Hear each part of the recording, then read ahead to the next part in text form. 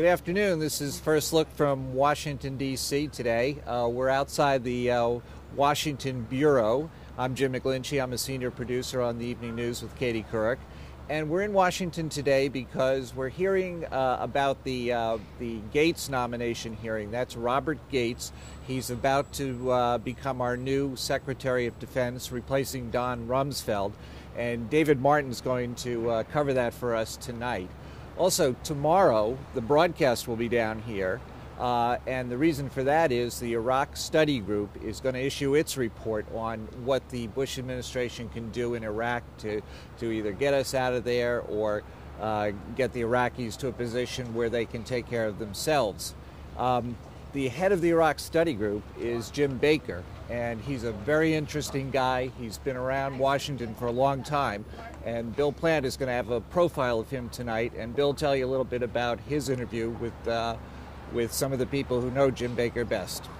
With James A. Baker heading the Iraq Study Group, the Evening News thought we should do a piece tonight to tell you who he is. Now, I covered Baker when he was the Secretary of State in Bush 41's administration. That would be George H.W. Bush. Went all over the world with him when he was building the coalition for the first Gulf War. So I've watched him for a long time, and he's a very sharp lawyer. He is both a politician and a statesman. But the question we're going to ask tonight in the piece that we're doing is, who's he operating for here? Who's he working for? Is he working for the son of his good friend, George H.W. Bush? Or is he doing this as an honest broker? Most of the people who know him think it's the latter.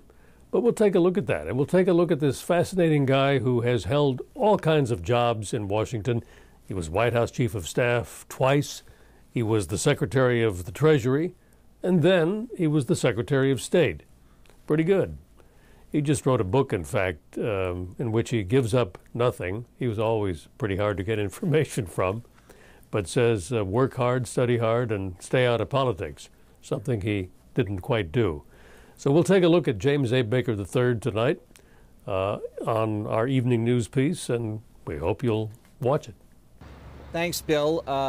And tomorrow, as I said, the whole broadcast will be down here, and we'll be looking at the Iraq Study Group and Jim Baker's role in all of that. And Katie will be interviewing Jim Baker, along with Lee Hamilton, who's the co-chair of that study group.